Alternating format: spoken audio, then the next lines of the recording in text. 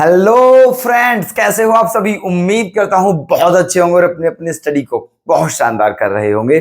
तो मैं आपका साथी आपकी सेवा में प्रेजेंट हूं और आज जो हमारी क्लास है आज की, वो उसमें एक नया चैप्टर हम प्रारंभ करने जा रहे हैं, स्टार्ट करने जा रहे हैं, जो कि हाई वेटेज का क्वेश्चन मतलब हाई वेटेज चैप्टर है।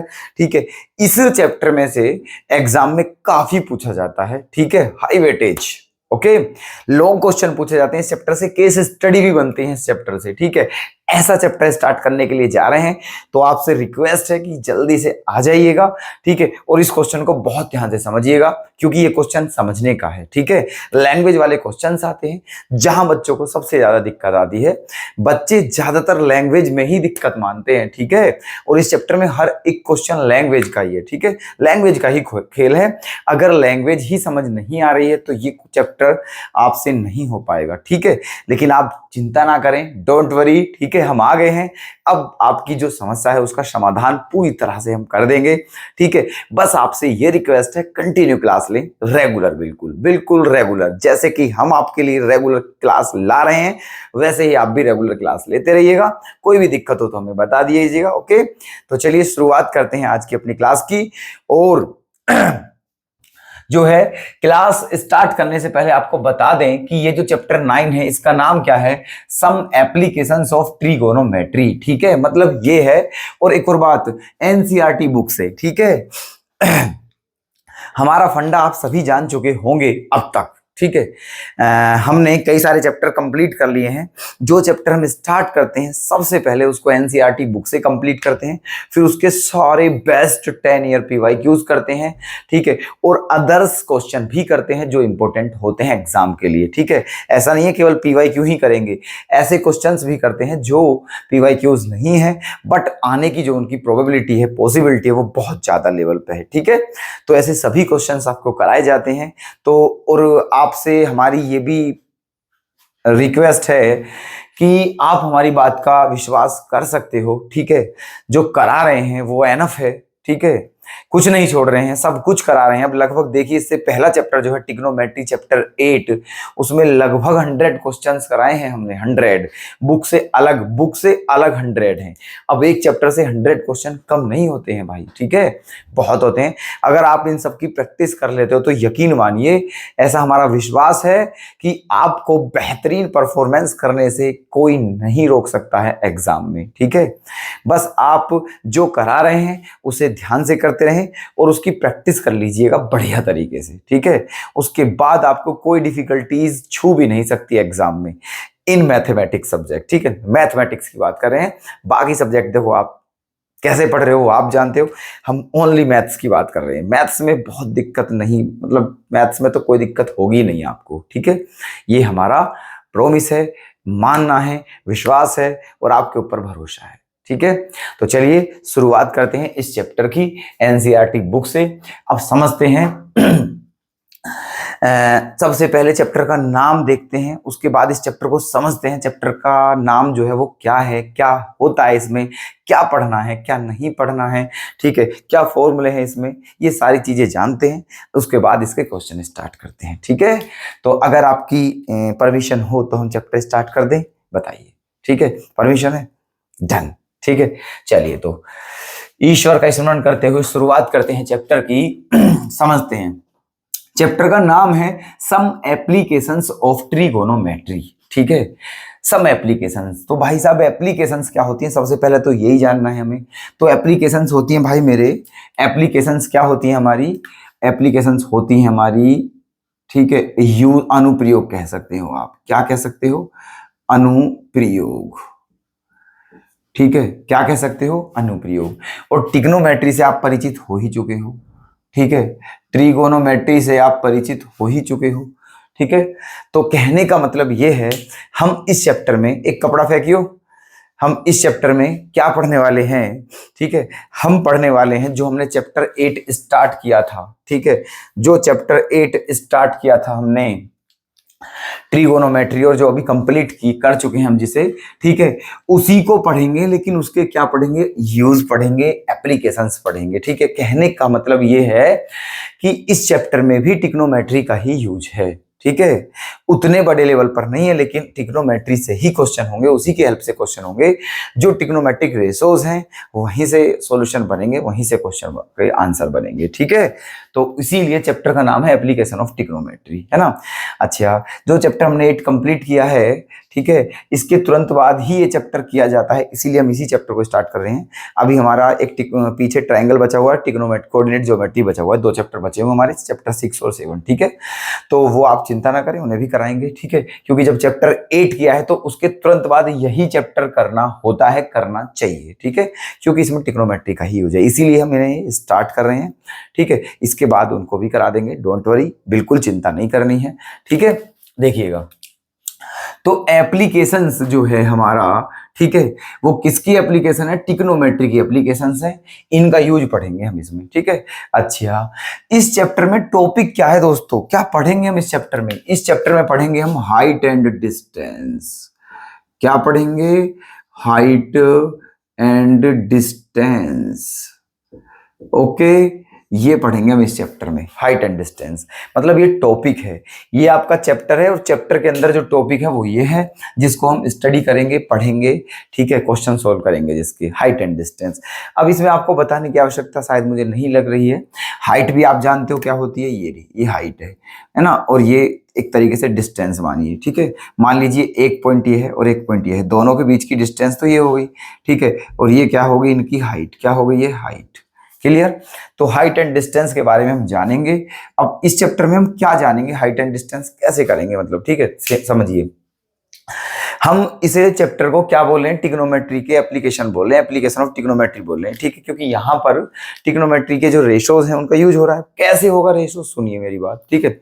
देखिए, ट्रिग्नोमेट्री का डेली लाइफ में भी यही यूज है, सबसे बेहतरीन एग्जांपल है ट्रिग्नोमेट्री क्या है ना, उसका यूज क्या है हमारे। अगर आपसे कोई पूछता है कि what is use of trigonometry in daily life, ठीक है, तो आप बता सकते हो कैसे, ठीक है, कि अगर मान के चलिए कोई बिल्डिंग है, क्या है, कोई बिल्डिंग है, मान लीजिए ये क्या है, कोई बिल्डिंग है, क्या है, ये बिल्डिंग है, ठीक है, और मैं बिल्डिंग, ये क्या है, आपकी जमीन है, ये क्या है, आपकी जमीन, ये आपकी बिल्डिंग है, जमीन है, ठीक है। अच्छा, आप जानते हो कि कितने डिग्री का एंगल होना चाहिए? 90 डिग्री का एंगल होना चाहिए, ठीक है, क्योंकि जितनी भी दीवारें हैं वो अर्थ के साथ, जितनी भी वॉल्स हैं वो सभी अर्थ के साथ 90 डिग्री का एंगल बनाती हैं, ठीक है, क्योंकि अगर ऐसा नहीं हुआ तो दीवारें गिर जाएंगी, ठीक है, जैसे समझते हैं, ठीक है। ये आपका अर्थ है, धरती है, ठीक है, यहाँ पर ये दीवार है इस तरीके से। क्या कभी देखिए कोई ऐसी दीवार? भाई इसके तो चांस है इधर की तरफ गिरने के, ठीक है, तो गिर जाएगी। क्या कभी ऐसा देखा, ये अर्थ है और ये क्या आपकी दीवार है, ये इधर की तरफ गिर जाएगी, ठीक है। तो इसका मतलब ये है कि जब मिस्त्री घर चिनता है, बिल्डिंग चिनता है, कुछ भी बनाता है, तो वो एक सोल डालता है। क्या डालता है? सोल। लट्टू की तरह होता है, कोनिकल होता है वो, कोनिकल, ठीक है, कोनिकल होता है, ठीक है, उसको डालता है वो। अब वो वहां से कितने डिग्री के एंगल बनाता है? 90 डिग्री का, ठीक है। अब सोचो, जो मिस्त्री है वो बेचारा, हो सकता है उसने कोई भी क्लास ना पढ़ी हो, ठीक है, एक भी क्लास ना पढ़ी हो उसने, हो सकता है, लेकिन वो फिर भी किसका यूज कर रहा है? ट्रिग्नोमेट्री का, घर बनाने में, ठीक है। कैसे कर रहा है ना, कि वो सोल डालता है, मान के चलो वो इस दीवार को चिन रहा है, ये धरती है, तो यहाँ पर सोल डालेगा ऐसे करके, जो कि 90 डिग्री का एंगल बनाएगा, और फिर उसी की सीध में वो दीवार को चिनता चला जाएगा, ठीक है, उसी की सीध में, बिल्कुल स्ट्रेट, ना ही इधर झुकाव होगा ना ही इधर झुकाव होगा, ठीक है, बिल्कुल सीधी होगी। तो जो दीवार होती है वो अर्थ पर कितने डिग्री का एंगल, जो वॉल्स होती है वो अर्थ पर कितने डिग्री का एंगल क्रिएट करती है? 90 डिग्री का। ये बात क्लियर है आपको? क्यों करती हैं ये भी बात क्लियर है, ठीक है। अच्छा जी, अब बात आते हैं मुद्दे पर, ठीक है। अब हम इस ट्रिग्नोमेट्री का यूज कहाँ है? आप सोचोगे कि यार आप ये बता रहे थे कि ट्रिग्नोमेट्री का यूज बता रहे थे, बिल्कुल चिंता ना करो, उसे ही बता रहे हैं। सुन लीजिएगा ध्यान से, कान खोल कर बैठना है, ठीक है। क्या है देखो, मान लेते हैं, ठीक है, मान लेते हैं भाई साहब, क्या माने बताइए आप, है ना, क्या माने? देखिए, अभी मनवा रहे हैं हम, क्या मानना है, टेंशन ना लो, हम ही मनवाएंगे, ठीक है। क्या सिस्टम है देखो, ये मान लिया कोई धरती है, क्या है ये? धरती। धरती पर मैं यहां खड़ा हूं और ये धरतियां हैं, और इस सिरे पर, ठीक है, एक ये मीनार है, कोई बिल्डिंग समझिए, मीनार समझिए, कुछ भी समझ लीजिए, ठीक है, ये है। मैं यहां हूं, मी, ठीक है, मैं यहां पर हूं, ठीक है, मैं यहां पर खड़ा हूं, ठीक है, और एक ये क्या है, बिल्डिंग है जो कि इधर की तरफ है, ऐसे करके, है ना, तो 90 डिग्री का एंगल बनाएगी। अब मुझे किसका यूज करना है, ट्रिग्नोमेट्री का। कैसे करना है समझिएगा ध्यान से, ठीक है। देखिए, अगर मुझे इस बिल्डिंग की हाइट बतानी हो, ठीक है, क्या बतानी हो, हाइट, ठीक, इस बिल्डिंग की क्या बतानी हो, अगर हाइट बतानी हो इस बिल्डिंग की, तो कैसे बताऊंगा, ठीक है। अब बात समझिए, मान लेते हैं ये ए है, मान लेते हैं ये बी है, और मान लेते हैं सी है, ठीक है। सी पर मैं खड़ा हुआ हूं, ठीक है, और बी पर क्या है, बिल्डिंग खड़ी हुई है आपकी। सी पर मैं खड़ा हुआ हूं और बी पॉइंट पर बिल्डिंग खड़ी हुई है, जो कि 90 डिग्री का एंगल बनाती है, ठीक है। मुझे बताना है बिल्डिंग की हाइट क्या होनी चाहिए, तो एक काम करते हैं, ठीक है। क्या मुझे ये डिस्टेंस निकालने में कोई डिफिकल्टीज है, बताइए। क्या ये डिस्टेंस निकालने में कोई दिक्कत है किसी को, बिल्कुल निकाल सकते हैं, ठीक है। मैं यहाँ हूँ, बिल्डिंग यहाँ पर है, यहाँ से कितनी डिस्टेंस है, मैं बहुत आसानी से इसको मालूम कर सकता हूँ, नहीं कर सकता हूँ, बिल्कुल कर सकता हूँ। ये वाली जो डिस्टेंस है, ठीक है, इसे बिल्कुल कर लिया। मुझे क्या निकालना है, हाइट निकालनी है, किसकी, मीनार की या बिल्डिंग की, ठीक है। तो एक चीज यहां पर मैं और फाइंड आउट कर सकता हूं, ठीक है, कि ये जो है, ये यहां पर मेरा जो ऑब्जर्वेशन है, मेरा जो, ठीक है, मैं देख रहा हूं, मतलब, ठीक है, मेरा जो एलिवेशन एंगल है वो कितना है, ठीक है। क्या निकाल सकता हूं मैं यहां से, दो चीजें निकाल सकता हूं, एक तो यहां से यहां तक की डिस्टेंस निकाल सकता हूं, और फिर ये पता कर सकते हैं कि जो है जो मैं है, मतलब मेरी जो दृष्टि है, मेरी जो साइट है, मेरी जो आंखें हैं, मेरी जो आईज हैं, ठीक है, वो यहां पर मैं खड़ा हुआ हूं, ऐसा समझिए आप, इस तरीके से, ठीक है, लेकिन मेरी आंखें यहां पर है ना, ये यहाँ पर। तो मेरी आंख से यहाँ पॉइंट है ये, ठीक है, ये क्या है, जो आपकी बिल्डिंग थी उसका टॉप पॉइंट है, क्या है ये, उसका टॉप है, ठीक है, ये बिल्डिंग का टॉप है। और मैंने यहां से मालूम कर लिया कि मेरी आंख जो है वो बिल्डिंग के टॉप से कितने डिग्री का एंगल क्रिएट करती है, वो भी हम निकाल सकते हैं, ठीक है, वो भी हम निकाल सकते हैं इजीली, ठीक है। तो अब हमने एंगल पता चल गया है हमें, एलिवेशन, और क्या पता चल गया है, ये डिस्टेंस पता चल गई है। लेकिन हमें क्या निकालना है, हमें निकालनी है बिल्डिंग की हाइट निकालनी है। क्या निकालनी है, बिल्डिंग की हाइट। तो भाई साहब, अब हमें इस बिल्डिंग की हाइट निकालने के लिए इस पर चढ़ना जरूरी नहीं है, ठीक है, इस पर फीता नहीं डालना है, इस पर इंच टेप नहीं डालनी है इसको नापने के लिए, ठीक है, नहीं, बिल्कुल भी नहीं, है ना। इसकी हाइट को मेजर करने के लिए हमें ऐसा कुछ करने की आवश्यकता नहीं है, ठीक है। तो आप सोचोगे फिर कैसे निकाल लोगे, आप बता रहे हैं भाई कैसे निकालोगे, यही तो ट्रिग्नोमेट्री है, ठीक है। अब देख रहे हैं, इस बिल्डिंग की हाइट निकालेंगे हम, वो भी बिना किसी मेजरमेंट के, ठीक है, बिना बिल्डिंग पर चढ़े हुए, बिना बिल्डिंग को नापते हुए, बिना बिल्डिंग पर इंच टेप डाले हुए, ठीक है, बिल्डिंग की हाइट निकलेगी, है ना। लेकिन हमें क्या पता होना चाहिए, तो ये बेस पता चल गया है, जो कि बहुत आसान है, डिस्टेंस, ठीक है, और ये एंगल पता चल गया है, ये भी बहुत आसान है, हमें निकालना है। तो एक काम करते हैं, देखिएगा, ठीक है। ट्रिग्नोमेट्रिक रेशियोज आपने कर लिए हैं, पूरी चैप्टर कंप्लीट कर लिया है ट्रिग्नोमेट्री का, ठीक है। बताइए, पूरा चैप्टर कंप्लीट क्या है अभी ट्रिग्नोमेट्री का, ओके। तो उसमें हमने आपको सारी चीज बताई थी कि ट्रिग्नोमेट्री के रेशियोज क्या होते हैं, कितने रेशियोज होते हैं, 6 रेशियोज होते हैं, साइन, कोस, टेन, कोट, सेक, कोसेक, ठीक है, ये सब आपको पता होगी। तो अब इन सब में ही रिलेशन देखना है, इन सब में, ठीक है। अब हमें ऐसा ट्रिग्नोमेट्रिक रेशियो देखना है 6 में से, जिसका रिलेशन ये क्या होगा, आपका परपेंडिकुलर, ये क्या होगा, आपका बेस होगा, ठीक है। क्योंकि जो आप एंगल लेते हो, जो एंगल लेते हो, उसके अपोजिट साइड जो होती है वो आपकी परपेंडिकुलर होती है, और ये जो होती है ये क्या होता है, आपका बेस होता है। बात समझ में आई, ठीक है। तो ये आपका बेस है और ये आपका परपेंडिकुलर है। अब आप सोचिए, ट्रिग्नोमेट्रिक रेशियोज जो हैं, है ना, शायद वो होता है, शायद हमने नहीं बताए हैं, ठीक है, अब बता देते हैं, चलो, ठीक है। और हो सकता है शायद बता रखे हैं, है ना, ये बता रखा है पी बी पी, है ना, H B, है ना, ये याद रखना है आपको, PBP/HHB। बहुत से लोग, बहुत से बच्चे इसे ट्रिक बना के याद कर लेते हैं, पंडित बद्री प्रसाद हर हर बोल। जैसी आपकी इच्छा, जैसे आप लर्न करना चाहो ऐसे कर लो, कुल मिला के ये याद होना चाहिए, ठीक है। एग्जाम में बनाना ना पड़े, ठीक है, एग्जाम में बनाना पड़ा, ये आपके याद होना चाहिए। क्या? P B P upon H H B. अब देखिए पहला वाला क्या होता है दोस्तों, साइन होता है। क्या होता है? साइन। तो साइन थीटा क्या होता है? पी अपॉन एच होता है, ठीक है। साइन थीटा क्या होता है? P upon H. और कोसेक थीटा क्या होता है? एच अपॉन पी, ठीक है। कोसेक थीटा क्या होता है? एच अपॉन पी होता है ना। अच्छा, उसके बाद कोस, कोस थीटा क्या होता है? बी अपॉन एच, ठीक है। कोस थीटा क्या होता है? B upon H. और कोस का उल्टा क्या होता है? सेक, सेक थीटा क्या हो जाएगा? एच अपॉन बी, ठीक है। उसके बाद होता है टेन, टेन थीटा क्या होता है?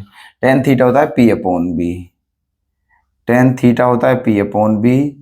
और जो कोट होता है वो टेन का अपोजिट होता है, क्या हो जाएगा? B upon B. बात समझ में आई? ठीक है। ये ट्रिग्नोमेट्रिक रेशोज हैं, केवल इन्हीं का यूज होना है इस चैप्टर में, और इन्हीं की हेल्प से क्वेश्चन हमारे होंगे, ठीक है। आप इन्हें लर्न रखिएगा, याद रखिएगा। बता भी रखे थे पिछले चैप्टर में, शायद बता दिए थे, ठीक है, लेकिन अब फिर बता दिए हैं, ठीक है। तो इनका यूज होगा। अब ये 6 रेशोज हैं, 2 4 6, ठीक है। इन 6 में से उस रेशो को ले लीजिए जिसका रिलेशन परपेंडिकुलर और बेस के साथ होता हो, ठीक है। जिसका रिलेशन परपेंडिकुलर और बेस के साथ होता हो। तो ऐसे रेशोज कौन कौन से हैं? 2 हैं, टेन और कोट। इनका रिलेशन किस किस के साथ है? परपेंडिकुलर और बेस के साथ है, ठीक है। तो यहां पर हम क्या लेंगे? टेन थीटा लेंगे। क्या लेंगे? Tan theta. तो थीटा ये वाला एंगल है, इसके अपोजिट साइड ये है, इसका मतलब ये परपेंडिकुलर हो जाएगा, ठीक है। और ये क्या हो जाएगा? बेस, है ना। परपेंडिकुलर मतलब ए बी अपॉन बेस मतलब बी सी। कोई दिक्कत? ठीक है, क्लियर है बात? तो यहां पर हमें कौन सा रेशो लेना है? टेन वाला रेशो लेना है जो कि परपेंडिकुलर और बेस के साथ होता हो, ठीक है। अब तो देखिए, क्योंकि हमें एंगल भी पता है, मान लीजिए हमारा एंगल कितना है ना, कुछ भी मान लीजिए, 45 मान लीजिए, ठीक है। मान लिया ये जो हमारा एंगल है वो कितना है? 45। तो यहां पर क्या रखोगे आप? टेन 45 इक्वल्स टू परपेंडिकुलर क्या है? एच है आपका, और जो बेस है वो क्या है? डिस्टेंस है ना। जो बेस है वो मान लीजिए डिस्टेंस कितनी है आपकी, कुछ ही मान लीजिए, 50 मान लीजिए, ये 50 है आपकी, ठीक है। टेन 45 की वैल्यू 1 होती है, एच अपॉन 50 1 मान के मल्टीप्लाई करोगे तो एच की वैल्यू क्या आ जाएगी? 50 मीटर, ठीक है। 50 मीटर, मतलब ऐसे निकालेंगे हम यहाँ पर जो सिस्टम है, ठीक है। बात समझ में आई? है ना। तो ये फॉर्मूला यूज करके हमें निकालने पड़ेंगे। अब बता दीजिए आप, क्या हमने इसकी हाइट को मेजर करने के लिए, ठीक है, क्या हमने इसकी हाइट को मेजर करने के लिए कोई एक्स्ट्रा वर्क किया? ठीक है, इस पर चढ़ना पड़ा क्या बिल्डिंग पर? क्या इंच टेप डालना पड़ा इसका? क्या मेजरमेंट करनी पड़ी इसकी? नहीं, ठीक है। बस इस तरह से इसकी हमने हाइट निकाल दी। इसका मतलब ये जो बिल्डिंग है कितने मीटर ऊंची है? 50 मीटर ऊंची है, ऐसा समझिए, ठीक है। तो ये करेंगे हम इस चैप्टर में। बात समझ में, उम्मीद है पूरी पूरी आ रही होगी, बात समझ में क्लियर बिल्कुल, ठीक है। ट्रिग्नोमेट्री के एप्लीकेशन में ये काम करते हैं, ठीक है। तो ये बात क्लियर है। अब चलते हैं आगे की तरफ, ठीक है। आगे क्या करोगे आप? सुनते रहिएगा बहुत ध्यान से, ठीक है। जो नोट करने की बात होगी हम उसे रफ नहीं करेंगे, आप नोट कर लेना। और कुछ भी चाहो तो आप कर सकते हो नोट, आपकी इच्छा है, ठीक है। आपको मौका दिया जाता है नोट करने का, कोई दिक्कत वाली बात नहीं है साइड में, ठीक है। अच्छा जी, अब देखिएगा। ये ट्रिग्नोमेट्रिक रेशोज आपको बता दिए हैं, ठीक है। ट्रिग्नोमेट्री जो एप्लीकेशन है ट्रिग्नोमेट्री की कैसे यूज करेंगे वो भी आपको बता दिया है एक क्वेश्चन के माध्यम से, ठीक है। अब क्या बताना है? अब बताना है आपको, हाँ, इसमें 2 चीजें होती हैं, इसमें 2 चीजें होती हैं। एक होता है आपका डिप्रेशन एंगल,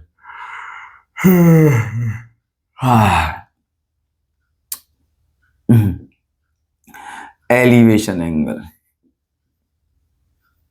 एलिवेशन एंगल। दूसरा होता है डिप्रेशन एंगल,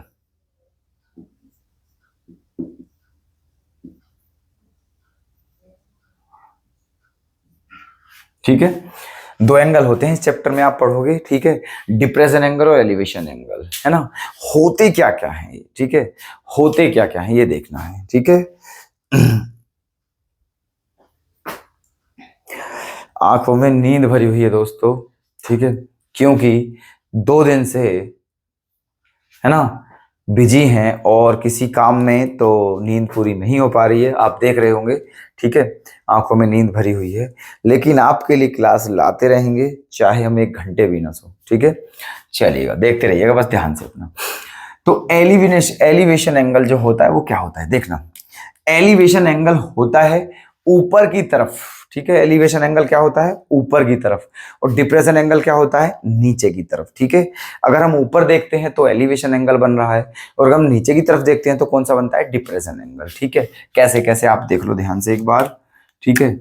मान लीजिए यहां कोई पॉइंट है, ये कोई मीनार है, ऐसे, ठीक है, ये यहां पर हम खड़े हुए हैं, यहां पर जो बिल्डिंग है उसका टॉप है, हम बिल्डिंग के टॉप की तरफ ऐसे देख रहे हैं, तो ये जो एंगल होगा आपका, इसको क्या बोलोगे, एलिवेशन एंगल,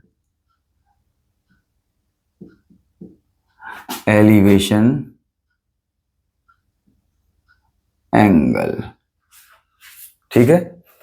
और अब इसके देखो, ये जो इसके पैरेलल लाइन ड्रॉ करनी है कि ये रही, है ना, इसके पैरेलल, और ये जो एंगल होता है आपका, इसको बोलते हैं डिप्रेशन एंगल। बात समझ में आई। तो ये होते हैं आपके एलिवेशन एंगल और डिप्रेशन एंगल, ठीक है। एलिवेशन एंगल ऊपर की तरफ देखने से बनता है और डिप्रेशन एंगल नीचे की तरफ देखने से बनता है। अब आपको एक बात और बता दें, क्या, कि ये जो लाइन होती है, ये इस लाइन के क्या होती है, पैरेलल, क्या होती है, पैरेलल। जब 2 लाइन ऐसे पैरेलल होती हैं और उनके जो एंड पॉइंट है उन्हें मिला दिया जाए, तो ये जो दोनों एंगल होते हैं ये क्या होते हैं, आपके इक्वल होते हैं। रीजन क्या होता है, ऑल्टरनेट इंटीरियर एंगल, ठीक है। क्या रीजन होता है, ऑल्टरनेट इंटीरियर एंगल, है ना। तो इसका मतलब ये है, अगर किसी क्वेश्चन में आपको डिप्रेशन एंगल दे भी दिया है तो आप उसे एलिवेशन एंगल के एज एलिवेशन एंगल यूज कर सकते हो, ठीक है। अगर आपको किसी क्वेश्चन में डिप्रेशन एंगल दे भी दिया जाता है तो आप उसको एलिवेशन एंगल के प्लेस पर भी यूज कर सकते हो, क्योंकि वो दोनों बराबर हैं, एक ही बात है, ठीक है। बात समझ में आ गई है, ठीक है। तो ये यहां से दोनों क्या होते हैं, इक्वल होते हैं। क्यों होते हैं ये बात भी आपको बता चुके हैं, ठीक है। एलिवेशन एंगल क्या होता है, डिप्रेशन एंगल क्या होता है, कैसे बनते हैं, कैसे पहचानोगे, है ना, ये सारी बातें क्लियर है किसी के, कोई दिक्कत किसी को है जी, यहां तक कोई दिक्कत हो तो बताओ, ठीक है। ये कपड़ा फेंकना, ये कपड़ा, ये कपड़ा, ये ना, ये वाला।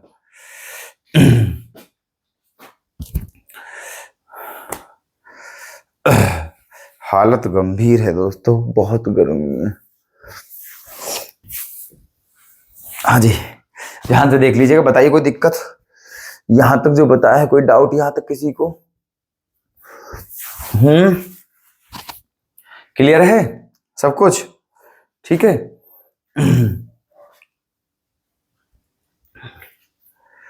हाँ जी, ठीक है। तो दोस्तों ये आपकी चैप्टर की क्या थी, इंफॉर्मेशन थी, ठीक है, जो कि आपको बता दी गई है। चैप्टर का नाम समझा दिया गया है, उसका मीनिंग बता दिया गया है, उसका यूज बता दिया गया है, और जो एंगल होते हैं वो कौन कौन से इसमें यूज होंगे, कौन से फॉर्मूले इसमें यूज होंगे, ट्रिग्नोमेट्री के, ट्रिग्नोमेट्री का क्या यूज है उसमें, और जो फॉर्मूले यूज होंगे वो फॉर्मूले हैं कौन से, ये सारी चीजें हमने बता दी हैं, और उम्मीद है आपके सभी क्लियर होंगी, ठीक है, और क्लियर होना भी चाहिए, ठीक है, क्लियर होना भी चाहिए, है ना। तो चलिएगा, अब दोस्तों चलते हैं इसके क्वेश्चंस पर, ठीक है। बुक एनसीईआरटी ही स्टार्ट करेंगे। जो पहली एक्सरसाइज है इसमें एक ही एक्सरसाइज है केवल, ठीक है, उसी में क्वेश्चन है, ठीक है। अब सबसे पहले उन्हें कंप्लीट करते हैं, तब उसके लिए आएंगे हम PYQs, ठीक है। तो चलिएगा, तो अब स्टार्ट हो चुके हैं हमारे क्वेश्चंस, ठीक है, इस चैप्टर के। इसमें एक ही एक्सरसाइज है 9.1, तो उसी के ये क्वेश्चन है। क्वेश्चन नंबर फर्स्ट है एनसीईआरटी बुक से, ये फिगर भी क्वेश्चन में ही दिया हुआ है, ठीक है। अब देखिएगा दोस्तों कैसे करने हैं क्वेश्चन, ठीक है। क्या है क्वेश्चन, पढ़ लेते हैं पहले। A circus artist is climbing a 20-meter long rope which is tightly stretched and tied from the top of a vertical pole to the ground. Find the height of the pole if the angle made by the rope with the ground level is 30 degree. ठीक है, बात समझिए। Question में ये कहा है, ठीक है, कि देखो ये तो क्या है, एक पोल है। क्या है ये? एक पोल, जो कि ये क्या है, जमीन। ठीक है, ये जमीन है, पोल है। तो ये जमीन पर पोल गढ़ा हुआ है, बिल्कुल ऐसे सीधा। ठीक है, इस पोल की हाइट बतानी है। और एक वो है कलाकार, ठीक है, आर्टिस्ट, सर्कस आर्टिस्ट, जो सर्कस में खेल दिखाते हैं उनको बोलते हैं सर्कस आर्टिस्ट। ठीक है, तो एक सर्कस आर्टिस्ट है, उसने क्या करा, एक रस्सी ली, एक रस्सी का एक सिरा पोल के टॉप से बांध दिया और रस्सी का एक सिरा जमीन से किसी चीज पर गाड़ दिया है, मतलब बांध दिया। ठीक है, बिल्कुल टाइट। अब ये रस्सी बिल्कुल टाइट है, बिल्कुल सीधी है, ऐसे करके। ठीक है, और इस पर क्या कर रहा है, वो चढ़ रहा है, इस रस्सी पर क्या कर रहा है, चढ़ रहा है। और इस रस्सी की लेंथ कितनी है, 20 मीटर है। ठीक है, और ये जो रस्सी का सिरा है ये जमीन के साथ कितने डिग्री का एंगल बनाता है, 30 डिग्री का। तो आपको किसकी हाइट बतानी है, पोल की। ठीक है, ये सब कुछ दिया हुआ है आपको। अब देखिए भाई साहब, ये क्या है आपका हाइपोटेनियस, जो 90 डिग्री के सामने, ये 90 डिग्री का एंगल है, यहाँ पर सबको पता होगी ये बात। ठीक है, जो एंगल 90 के सामने होता है वो आपका हाइपोटेन्यूज होता है।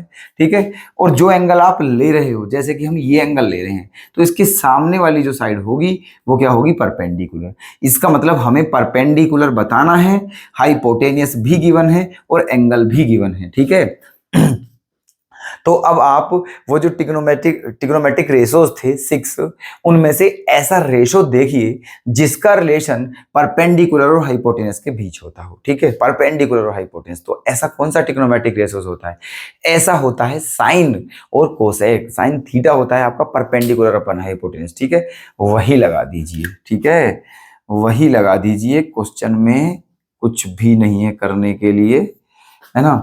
In triangle A B C, ठीक है, इसमें क्या लगा देते हैं हम, साइन। तो साइन थीटा, साइन थीटा क्या होता है, परपेंडिकुलर अपॉन हाइपोटेनस, यही होता है। तो जो आपका थीटा है वो कितना है, 30 डिग्री है। जो थीटा है वो कितना है, 30 डिग्री। परपेंडिकुलर क्या है आपका, ए बी, जो आपको बताना है। और हाइपोटेनस क्या है आपका, 20। ठीक है, साइन 30 की वैल्यू क्या होती है, 1/2 होती है, equals to A B upon 20।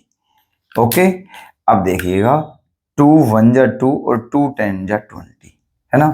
जब क्रॉस मल्टीप्लाई करोगे तो यहां से आपको ए बी की वैल्यू क्या मिलेगी, 10 मीटर। ठीक है, ए बी की वैल्यू कितनी आ जाएगी, 10 मीटर। इसका मतलब पोल की हाइट जो है आपकी वो कितनी है, 10 मीटर। ठीक है, यही आंसर है। देखना, क्वेश्चन बहुत ही जबरदस्त क्वेश्चन है, ये वाला क्वेश्चन बहुत इंपॉर्टेंट है, क्वेश्चन नंबर 2। ठीक है, एग्जाम में आया हुआ है ये क्वेश्चन। तो ठीक है, देखिएगा, a tree breaks due to storm and the broken part bends so that the top of the tree touches the ground making an angle 30 degree with it. The distance between the foot of the tree foot of the tree, है ना, foot of the tree to the point where the top touches the ground is 8 meter. Find the height of the ground, height of the tree. ठीक है, देखिएगा, question में ये कहा है भाई साहब, है ना। क्वेश्चन देखो बड़ा ही मस्त है, लिख रखा है हमने, very very very most important question. ठीक है, अब इसमें देखो ध्यान से, बिल्कुल शांति के साथ समझिएगा। इसमें कहा है एक पेड़ था, क्या था, एक पेड़ था, पेड़, है ना, ये रहा, यहां पर एक पेड़ है, ये, ठीक है, ये एक पेड़ है ना। अच्छा भाई साहब, ये क्या है आपकी, जमीन है। ठीक है, ये पेड़ है, ये आपकी जमीन है। ओके, अब देखो हुआ क्या कि समझना ध्यान से, ये आपका क्या है, पेड़, ट्री, और ये क्या है आपकी जमीन, अर्थ। ठीक है, अब हुआ क्या, ये जमीन पर एक पेड़ खड़ा हुआ था। ठीक है, बहुत ध्यान से देखिएगा, ये जमीन है और इस पर एक पेड़ खड़ा हुआ था सीधा, बिल्कुल कोई दिक्कत नहीं थी उसे, बिल्कुल मजे में था वो पेड़। हुआ क्या, आंधी तूफान आए, स्टोर मतलब तूफान कह दीजिए, आंधी कह दीजिए। ठीक है, आंधी तूफान आए, बहुत बुरे वाले, बहुत ही खतरनाक वाले। ठीक है, अब आप भी जानते हो जब आंधी या तूफान आता है तो कुछ ना कुछ नुकसान होता है। तो हुआ क्या, ये पेड़ टूट गया। ठीक है, ये पूरा नहीं टूटा, ये जड़ से नहीं उखला, ये बीच में से टूट गया कहीं से। ठीक है, बीच में से टूट गया, ये मान लेते हैं कहीं से भी, मान लिया ये कहां से टूट गया, यहां से मान लेते हैं, यहां से। ठीक है, ये पार्ट यहां से टूट गया और ये कहां पर मिल गया, जमीन पर, ऐसे।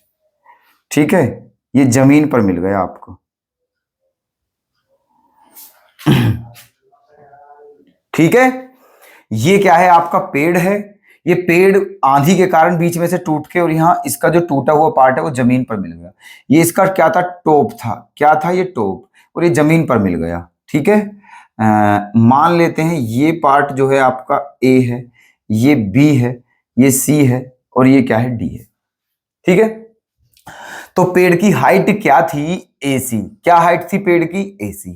ठीक है, ये पेड़ यहां से टूट के और यहां जमीन पर मिल गया है, और ये जो टॉप है वो कहां पर पहुंच गया है, यहां पर। ठीक है, अब ध्यान से समझिए एक बात, ये वाला पार्ट टूटकर ऐसे जमीन पर झुक गया है। ठीक है, ये वाला पार्ट, कौन सा पार्ट, ये वाला पार्ट जमीन पर ऐसे झुक गया है। इसका मतलब ये हुआ कि ये वाला पार्ट किसके इक्वल होगा, इसके इक्वल होगा। ठीक है, ये वाला पार्ट किसके इक्वल है, इसके इक्वल है। कोई दिक्कत है ना, चलिए। और फिर कहा है ये जो पेड़ टूटकर जमीन से मिला है, ये वाला पार्ट, पेड़ का जो पार्ट है, ये जमीन से कितने डिग्री का एंगल बनाता है, 30 डिग्री का, है ना। ये जमीन से कितने डिग्री का एंगल बनाता है, 30 डिग्री का। ओके, और क्या कहा है हाँ, और ये कहा है कि ये जो पार्ट है आपका, ठीक है, और क्या कहा है, the foot of the tree to the point where the, हाँ ठीक है, और ये कहा है ये जो पेड़ का पार्ट टूटकर जमीन पर मिला है, ये पार्ट, और जहां से ये जो है, ये इन दोनों के बीच की डिस्टेंस कितनी है, 8 मीटर है। कितनी है, 8 मीटर। ठीक है, क्लियर है ना। अब आपको पेड़ की हाइट बतानी है, क्या बतानी है, पेड़ की हाइट बतानी है। ठीक है, और भाई साहब पेड़ की हाइट क्या है आपकी, AC है। क्या है पेड़ की हाइट, AC, है ना। ये बतानी है भाई साहब आपको। ठीक, ये पेड़ की हाइट बतानी है ना। अब देखिएगा, एक काम करते हैं, यहां पर ट्राइंगल ले लेते हैं, लेट, मान लेते हैं height of tree, height of tree, है ना, क्या है, AC है। ठीक है, पेड़ की हाइट क्या है, AC, और AC दो पार्ट में बट गया है, किस किस के, AB प्लस BC। ठीक है, ये पेड़ की हाइट हो चुकी है, AC जो है वो किस किस में बट गया है, AB प्लस BC में। ठीक है, इसका मतलब AB और BC निकाल लीजिए और उनको प्लस कर देंगे तो पेड़ की टोटल हाइट आ जाएगी। ठीक है, कहीं भी किसी पॉइंट में दिक्कत हो तो आप हमें जरूर बता दीजिएगा। ओके, यहां तक कोई दिक्कत नहीं होगी वैसे, अकॉर्डिंग टू मी। ठीक है, अब करते हैं एक काम, अब ले लेते हैं इन ट्राइंगल BCD, ये वाला ट्राइंगल लेते हैं, ये राइट एंगल ट्राइंगल BCD। इसमें अब बात समझिए, ठीक है, हमें देखो निकालना, हमारा एम क्या है, AB निकालना और BC निकालना, ये एम है हमारा। AB और BC दोनों निकालने हैं, वही पेड़ की हाइट होगी।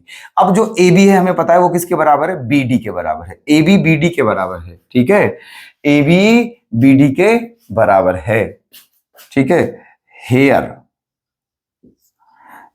AB equals to BD। जो ए बी है वो किसके बराबर है, बी डी के बराबर है। तो एक काम करते हैं, बी डी ही निकाल लेते हैं, ठीक है, बी डी ही निकाल लेते हैं, ये वाला बी डी। अब एक बात बताइए, बी डी क्या है आपका हाइपोटेनियस, सी डी क्या है आपका बेस, ठीक है। अब ऐसा रेशो सोचिए जिसका रिलेशन बेस और हाइपोटेनस में होता हो, बेस और हाइपोटेनस में होता हो, तो वो होता है कोस। क्या होता है, कोस। तो कोस थीटा बराबर क्या होता है, बेस अपॉन हाइपोटेनियस, ठीक है। क्या होता है cos theta equals to base upon hypotenuse. तो थीटा के प्लेस पे क्या रखोगे, 30 डिग्री, है ना। कोस 30 इक्वल्स टू बेस क्या है 8, हाइपोटेनियस क्या है बी डी, क्या है बी डी। कोस 30 की वैल्यू क्या होती है, √3/2 equals to 8 upon B D, ठीक है। ये हो गया है। तो यहां से बी डी क्या आ गया है भाई साहब, यहां से बी डी आ जाएगा 16/√3, ठीक है, ये आ गया है है ना। बी डी क्या आ गया है, 16/√3, है ना। क्या आ गया है बी डी, 16/√3, ठीक। अच्छा जी, अब क्या और रह गया है हमारा, बी डी आ गया है। अगर बी डी आ गया तो समझो ए बी भी आ गया है। तो आप यहां से कह सकते हो कि जो ए बी है वही बी डी के बराबर है, जो कि कितना आ गया है 16√3 मीटर, ठीक है, 16√3 मीटर। तो हमारा ए बी तो आ गया है। अब बीसी और निकालना है। बीसी के लिए भी आप यही वाला ट्राइंगल लोगे, क्योंकि ये ट्राइंगल है हमारे पास, ठीक है, इकलौता। फिर से यही वाला triangle, in triangle B C D, ठीक है। अब हमें क्या चाहिए, अब हमें चाहिए ये वाला, ये और ये क्या है, परपेंडिकुलर। अब हमें ये भी पता है और ये भी पता है। अब आप कोई सा भी रेशो ले सकते हो, कोई सा भी रेशो ले सकते हो, ठीक है। क्योंकि हमें देखो ये भी पता है, ये भी, ये निकालना है और ये भी पता है। तो 10 ले लेते हैं, ठीक है। क्या ले लेते हैं, 10, है ना। तो टेन थीटा क्या होता है, perpendicular upon base. Tan theta क्या होता है, परपेंडिकुलर अपॉन बेस।